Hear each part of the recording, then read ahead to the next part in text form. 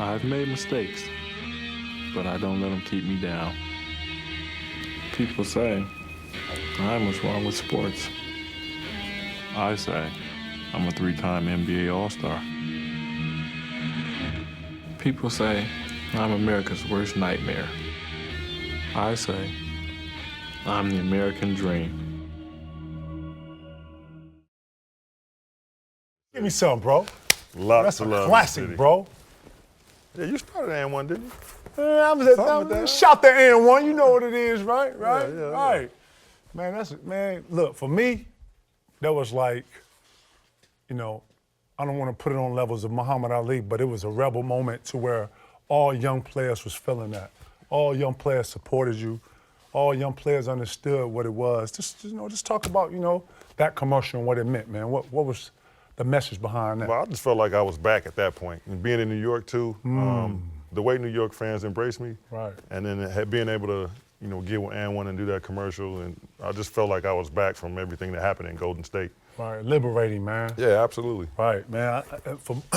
One of the things I remember about all that is just the players standing up for you, the continuity behind it, because players weren't used to or didn't have a consistent of standing for each other, and that was just great to see, bro. Just for me, I'm a super fan of you, and I just saw all of that kind of being a culmination of what you've been through, and all of that coming into New York and playing your bringing that back, get to the finals, man. Just talk about that whole circle of, just how you went through a tough moment and you found light at the end of the tunnel, man. I mean, obviously it was a difficult situation for me, but the best thing that happened was I was able to go to New York. I mean, the spotlight was on me there. You're talking about the media capital of the world. Right.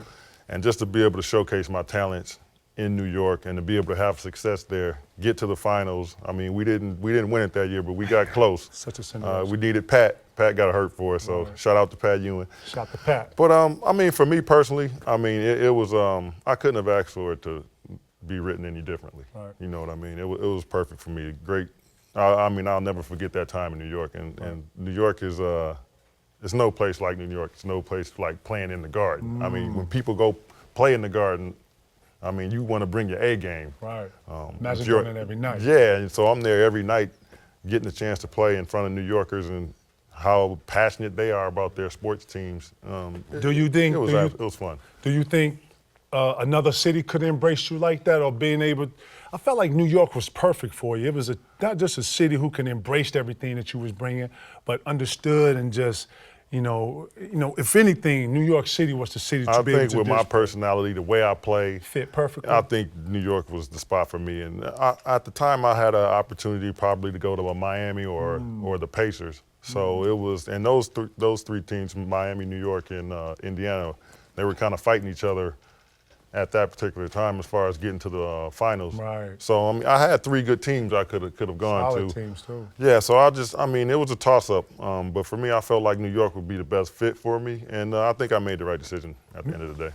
Misunderstood, not understood, people not knowing you. Well, before that, yeah, I think once I got to New York and people got to see more of me, just because I was playing in New York, and it's such a huge spotlight on you when you're in New York City. So I think a lot of people got to really understand me as a person. Right. And more importantly for me, just to see how much effort and energy I played with, because that's what what it's really about for me. It's like when I'm on the court, it's, I'm giving 110%. That's why you love you though. If you've seen you play, if you love basketball, if you love passionate players, this is the reason why you love Sprewell.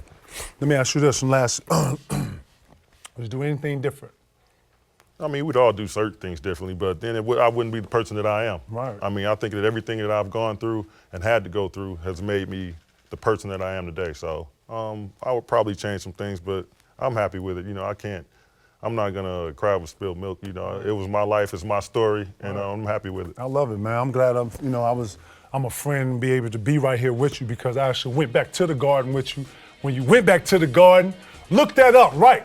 Real moment. We in Area 21, my dog here, right? Getting the scoop, my dog. Ooh, the rebel, the one, the only.